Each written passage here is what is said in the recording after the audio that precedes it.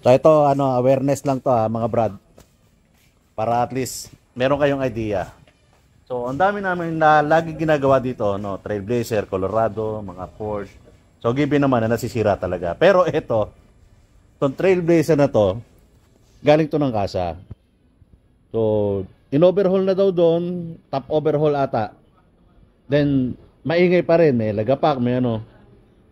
So, nakailang ulit yung kasa na gawin to, pero hindi tumino hanggang sa nag-decide yung may-ari na itowing papunta rito sa shop natin.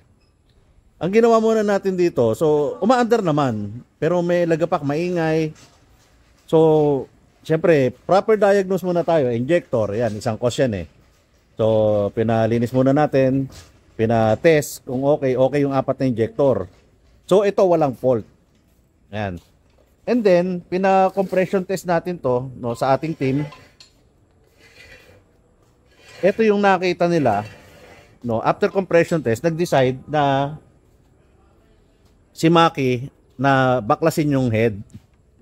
So, after mabaklas, ito yung nakita, oh. Kita niyo yung isang, ano, isang piston. Ang daming tama. So, yung nakita niyo nakatayo na yan, ito. Bulita siya ng rocker arm. Lumusot, hindi alam nung gumawa, no, pagtanggal nila nung head, nalusotan sila ng isang basag na rocker arm. No, hindi nila na-anticipate yan, yung ganyan. Hanggang sa in-start, so nakita nyo ang daming tama, oh.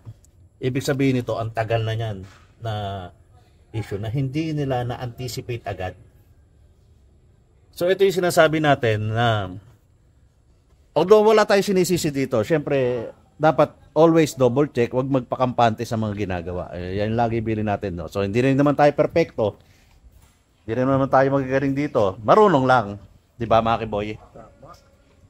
Yeah, marunong lang. Pero ayun nga, lahat naman nagkakamali. Pero dapat syempre lagi natin sinusure na yung ginagawa natin is maayos. So katulad niyan, actually nandito si customer, pinakita natin 'yon, binidyohan kasi magano ata sila sa kasa. Ipapakita yung video na yon dahil magdedemand sila ng ewan ko, or refund or asunto. So, sa part natin,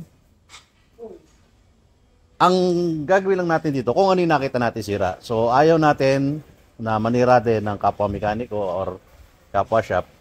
Basta kung ano yung dumating dito sa atin at nakita natin, yun yung gagawin natin. Pero syempre, for awareness na rin sa mga ibang nagpapagawa, lagi nyong i-double check yung mga pinapagawa nyong unit.